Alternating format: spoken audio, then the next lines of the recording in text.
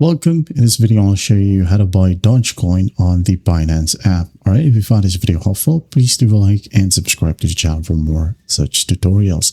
By the way, if you're new to Binance, you can go ahead and check the links below, either in the comments or in the description. Just click on it and then go ahead and sign in or sign up using this link. You'll be able to earn an exclusive lifetime 20% fee discount and a $100 bonus. Now, going back to buy Dogecoin, you have two options. Alright.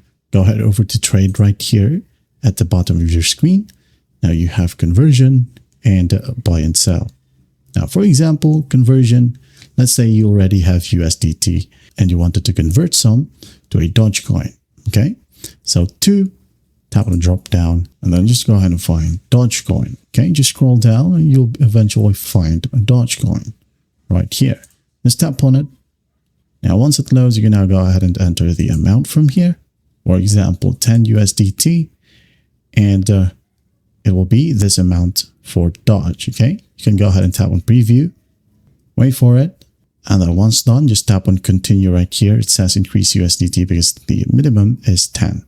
Okay, so just hit on continue and follow the simple prompts, and in no time you'll have your Dogecoin. Another option, as I've said earlier, we have the buy and sell option. Okay, in here, tap on buy. Now, in here, what you do is just go ahead over to buy, tap on this arrow, and then go ahead and find Doge. Okay, right here. Just tap on it, change your currency right here, tap on the drop down, and you have a ton of options. Okay, now going back, I'm just going to leave it to USD. For example, I'm going to go ahead and buy amounting $20, and it would be 81.88 Doge. All right.